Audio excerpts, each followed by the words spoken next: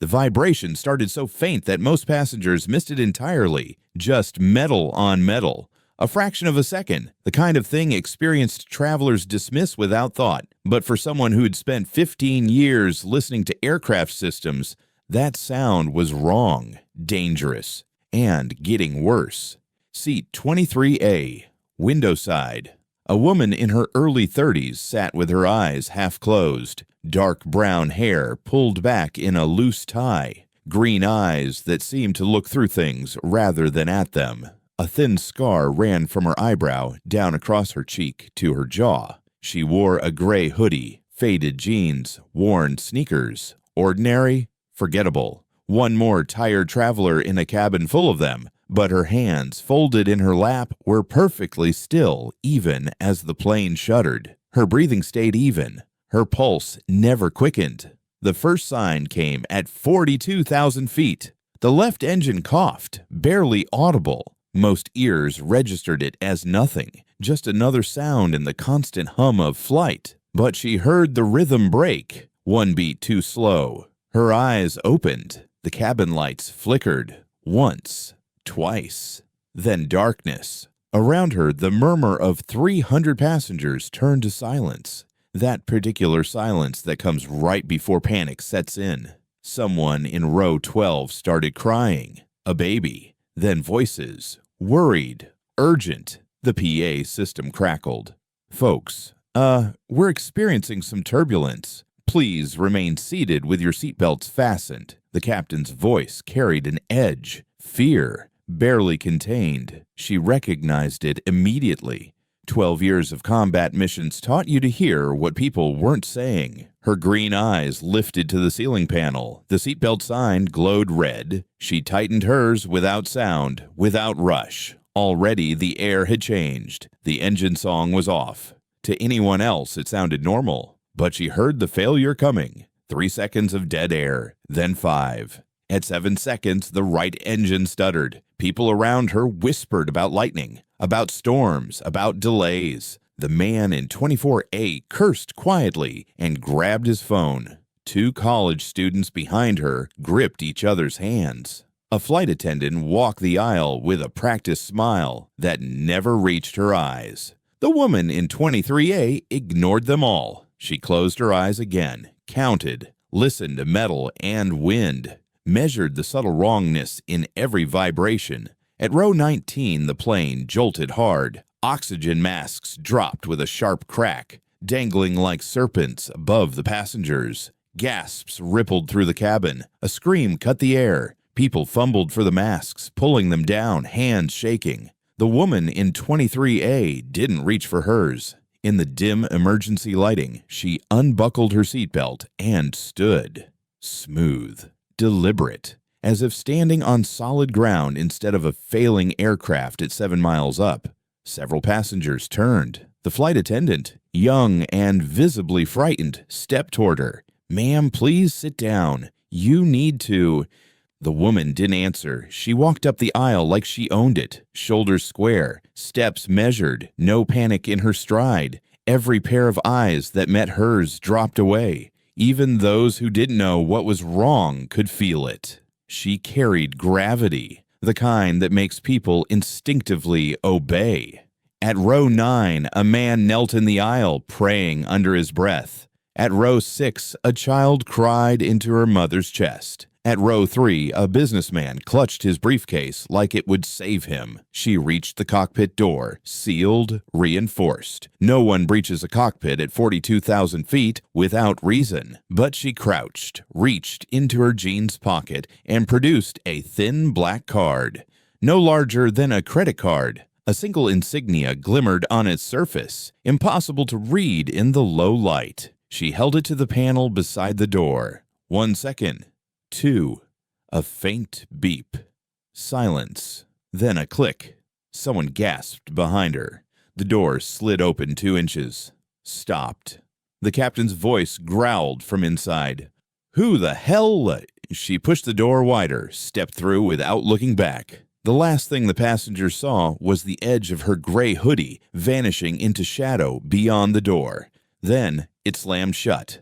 Silence returned. Dense. waiting. In 24A, the middle-aged man stared at the spot she'd left behind.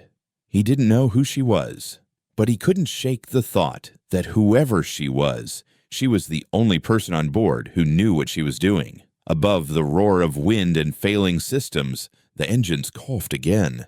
And that was when everything truly began.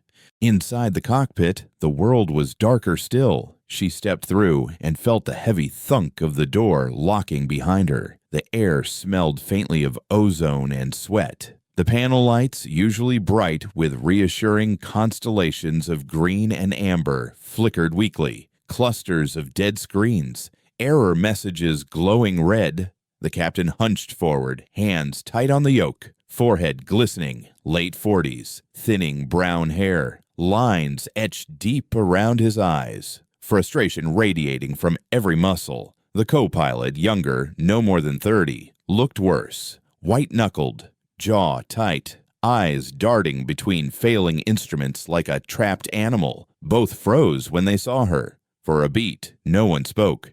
"You," the captain began, voice sharp with disbelief. "How did you—" "Step back," she interrupted, not loud, but no room for argument. The captain blinked. "What? Who are you? You can't just—" She moved closer, leaning over the center console. Her green eyes swept the failing panels as if reading a language only she understood. A dull alarm beeped steadily. Cabin pressure stable for now. But the engines were fighting each other, hydraulics struggling. Auxiliary systems hadn't kicked in properly. "You've lost bleed air," she said matter-of-factly, voice low and steady. "Right engine's flaming out. Left is starving because the cross feed's locked. Manual overrides jammed." The co-pilot gaped at her, lips parting as if to ask how she knew, but she didn't give him the chance. "Rat deployed," she added, "but it won't hold long enough if you keep fighting the auto trim. You're bleeding altitude unnecessarily." The captain rose halfway from his seat, flustered. "You have no right to—" Her eyes flashed to his, green, unblinking. "You want to argue, or do you want to land?" That stopped him. She leaned in, fingers tracing over the throttle levers without touching them. "I can get you down, but you'll have to do exactly what I say." For a second, just a second, the captain stared into her calm face and believed her. "Who are you?" he asked quietly. Her lips barely curved. "Not your problem." She settled into the jump seat behind them, strapping herself in with practiced efficiency. Her hands moved over the buckles without hesitation, like she'd done it 1,000 times. "Shut down the left completely," she ordered. "That's insane," the co-pilot blurted. Her gaze snapped to him. "You're starving the good side, trying to save the dead one. Shut it down. Trust me." The captain hesitated. His hand hovered over the throttle. 12 years of training told him not to shut down a functioning engine, but something in her voice, in her certainty, made him question everything he knew. "Do it," she said again, softer this time. "You have maybe 3 minutes before it fails anyway. If you shut it down now, controlled, we have a chance. If you wait, it'll tear itself apart and take the right engine with it." The captain looked at his co-pilot. The younger man's face was pale. Sweat beaded on his forehead, but he nodded. With a reluctant twist, the captain pulled the left throttle to idle and feathered it. The dying engine groaned, a deep, metallic sound that vibrated through the airframe. Then it fell silent. The plane lurched. Passengers in the cabin screamed. "Good," she said, ignoring the chaos behind them. "Now vent the manifold." The co-pilot stared at her. "The what?" "Right there." She pointed, reaching forward to flip a recessed switch near the throttle quadrant. "This releases compressed air trapped in the system. Without it, you're creating back pressure that's choking the right engine." A hiss, a faint pop as compressed air vented from the system. And just like that, the right engine stabilized. The vibration smoothed. The tone evened out. The cockpit fell into uneasy quiet, broken only by the faint hum of emergency power and the rush of wind outside. "You shouldn't know how to do that," the captain said after a long pause. His voice was quieter now, almost reverent. Her lips twitched faintly. And yet, here we are. Behind them, through the thick door, the muffled sound of fear still buzzed. A sobbing child, raised voices. The sharp bark of a flight attendant trying to calm the cabin. The woman glanced toward it, her expression softening just slightly. "You should make an announcement," she said. The captain nodded automatically, fumbling for the PA switch. His hand shook. He took a breath, steadied himself. "Ladies and gentlemen," his voice boomed into the cabin, shaky but firm. "We've experienced a minor systems failure, but have the situation under control. Please remain calm and seated as we work to land at the nearest available airport." He released the button and let out a breath he hadn't realized he'd been holding. The woman watched him coolly. "Not bad," she murmured. The plane jolted again, less severe this time. The alarms faded, but the strain was still clear in every creak of the airframe. They were still falling. Just slower now, more controlled. She leaned forward, hands resting lightly on her knees. "What's your diversion airport?" Anchorage, the co-pilot stammered. "Too far," she replied flatly. "You'll flame out before Anchorage. Current glide ratio, current altitude. You need something closer. Reykjavik, runway 13, longest and clearest." "How do you—" "Because I've landed there before," she cut him off. Her voice carried no bravado, no pride, just simple fact. "Under worse conditions than this." The captain glanced at his co-pilot, then back to her. Something about her presence, her composure, her precision was deeply unnerving. She moved like someone who belonged here, who'd always belonged here. "What exactly were you?" he asked carefully. Her eyes didn't leave the horizon beyond the windscreen. Dark clouds, the faint glow of dawn beginning to break through. "Once," she said softly. Then she smirked faintly. "Once, I was the one they called when nothing else worked." Outside, stars were beginning to fade behind thickening clouds. The altimeter ticked down steadily. 38,000 feet, 36,000, 34,000. But now, at least, it was a controlled descent. She glanced at the captain. "We've bought ourselves 12 minutes, she said. "If you want everyone to walk away, you'll need me in here for the next 40. And before either of them could answer, she reached forward, flicked 3 switches in precise rhythm, and silenced the last of the alarms. The sudden quiet was almost deafening. The co-pilot let out a shaky laugh. I don't even know what you just did." "Reconfigured the fault detection system," she said simply. "It was screaming about problems we can't fix. Now it'll only warn us about things that actually matter." She tapped a screen. "Like this. Hydraulic pressure. It's dropping." The captain's eyes went wide. "How fast?" "Fast enough. You'll lose flight controls in about 20 minutes. Maybe less. Then we can't make Reykjavik." "Yes, we can."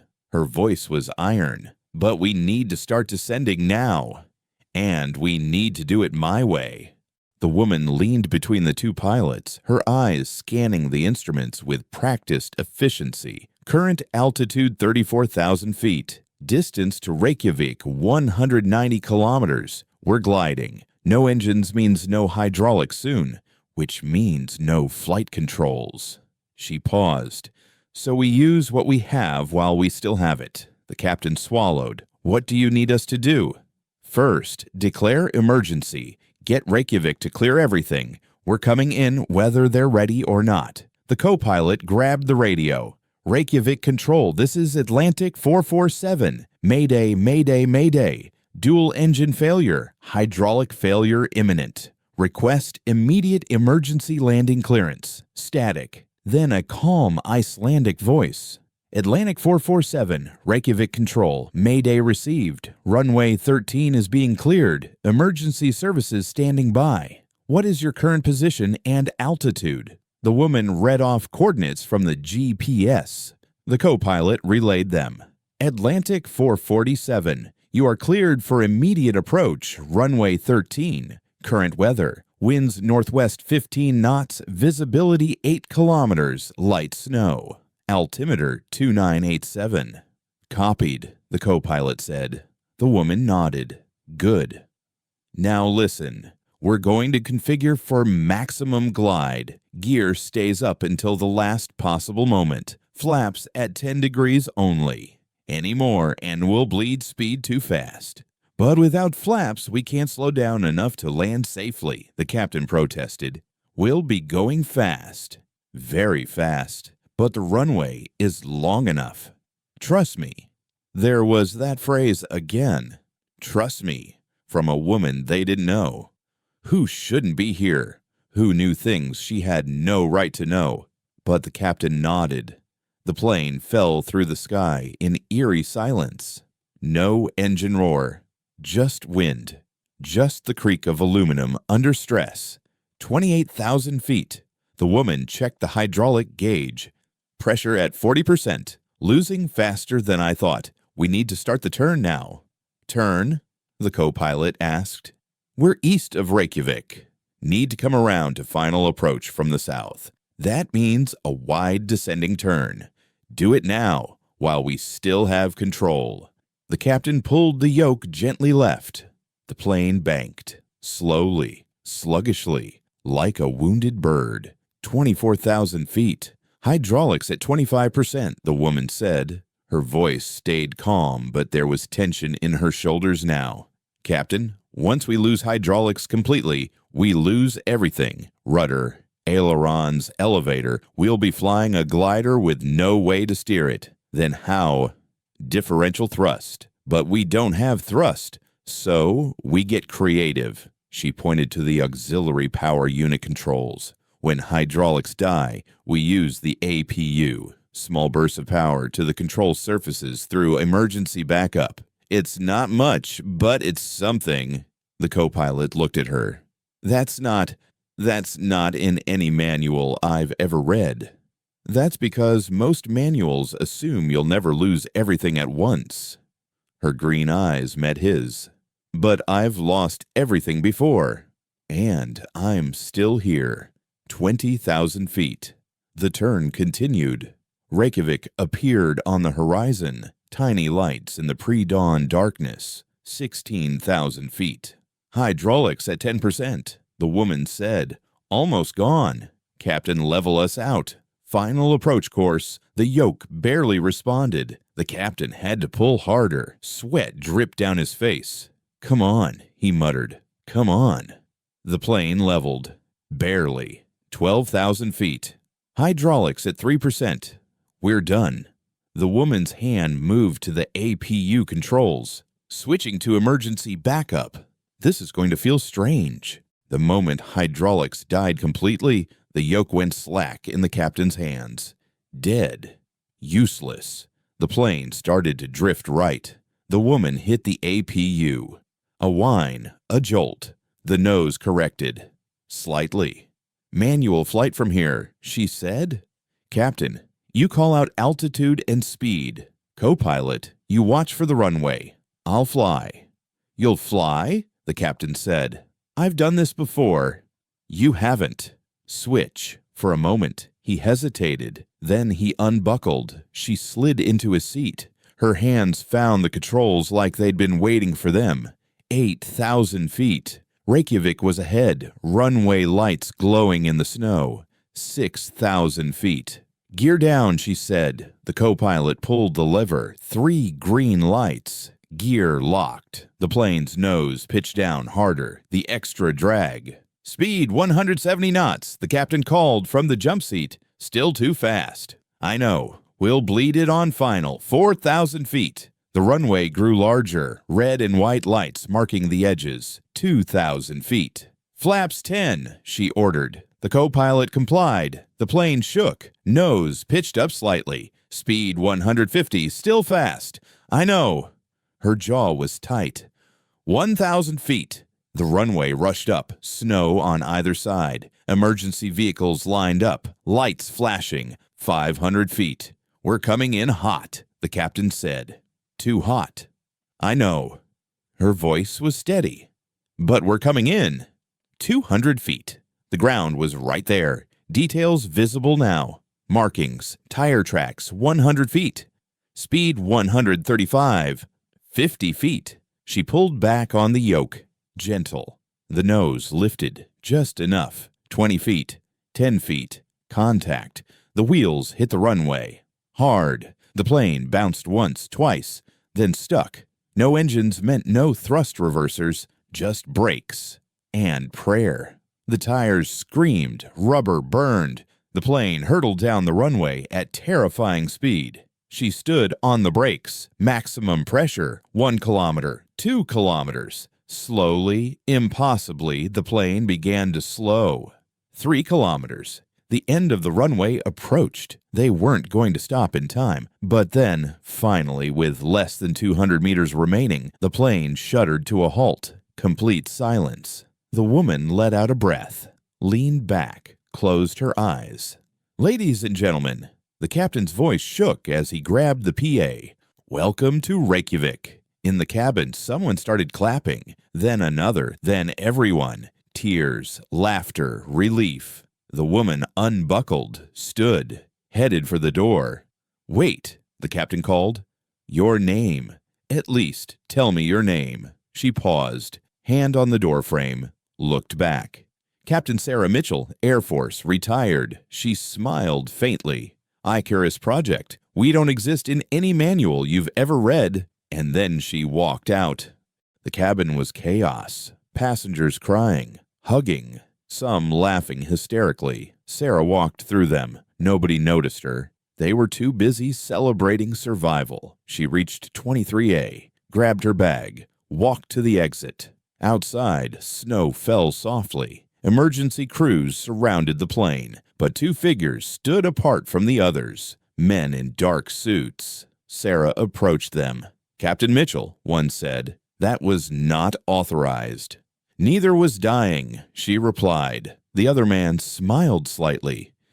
"ICARUS was shut down 3 years ago." "ICARUS was archived, not shut down. There's a difference. You were supposed to stay retired." Sarah looked at him. "Tell that to the 243 people who just walked off that plane alive." The first man sighed. "You know there will be questions. Investigations. Let them investigate. They won't find anything. They never do." She started walking. "Mitchell," the second man called, "there's another situation. Atlantic corridor. We could use." "No," she said without turning around. "It's a potential." "I said no." She stopped, looked back. "I landed the plane. That's all. Now I'm done. Find someone else." She walked into the terminal, through security, past customs, into the arrivals hall. A crowd of people waited for loved ones, families, friends. Nobody waited for Sarah Mitchell. She bought a coffee, sat in a plastic chair, watched the sun rise through the windows. Her phone buzzed. A message. "Thank you. You saved my daughter. Passenger 23B. She stared at it, then deleted it. Another message. "Who are you?" J. Chen. First officer. Deleted. Another. "We need to talk." F. A. Investigator. Morrison. Deleted. She finished her coffee, stood, walked to the departure board. Next flight to anywhere. It didn't matter where. She bought a ticket. Cash. No ID required for Schengen flights. 3 hours later, she was on another plane. Different airline, different seat. But when the engine started, she listened. Always listening, because that's what ghosts do. They watch, they wait, and when the moment comes, they act. The plane took off. Smooth, normal. Sarah closed her eyes, and for the first time in 24 hours, she slept. Somewhere over the Atlantic, a flight attendant walked past and noticed the woman in the gray hoodie. Something about her seemed familiar, but the attendant couldn't place it. Just another passenger. Forgettable, ordinary, the way Sarah Mitchell preferred it. If a stranger ever stepped in when you needed them most. A quiet hand, a decisive word, a calm voice in the storm. Share your story in the comments below. And if you believe these stories deserve to be told, subscribe so you don't miss the next one, because somewhere out there, the passenger in seat 23A is already sitting on another plane, waiting.